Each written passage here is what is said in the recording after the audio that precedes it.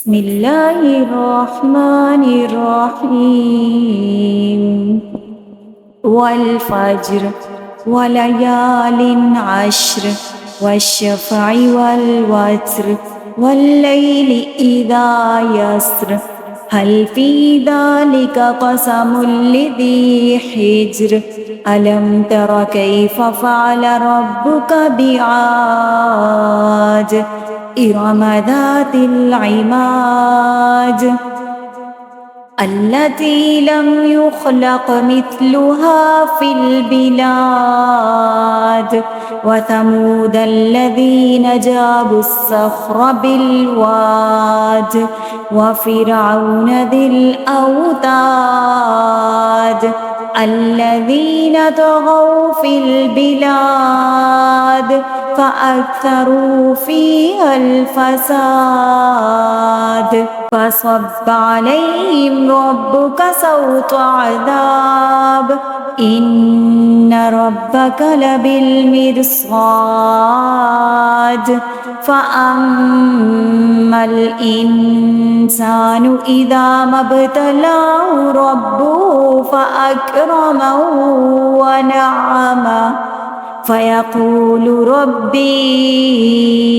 أكرمن وأما إذا ما ابتلاه فقدر عليه رزقه فيقول ربي أهانن كلا بل لا تكرمون اليتيم ولا تحاضون على طعام المسكين وتأكلون التراث أكلا لما وتحبون المال حبا جما كلا إذا دكت الأرض دكا دكا وجاء ربك والملك صفا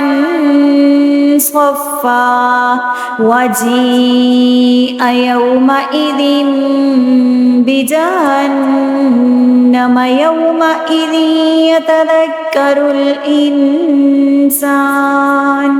يومئذ يتذكر الإنسان وأنى له الذكرى يقول يا ليتني قدمت لحياتي فيومئذ لا يعذب عذابه أحد ولا يوثق وثاقه أحد يا أيتها النفس المطمئنة ارجعي إلى ربك راضية مرضية